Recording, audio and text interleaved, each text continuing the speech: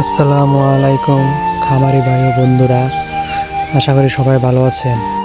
আজকে অনেকদিন পর আবার নতুন একটা ভিডিও নিয়ে হাজির হলাম। এটা হলো আমার ঘাস ক্ষেত।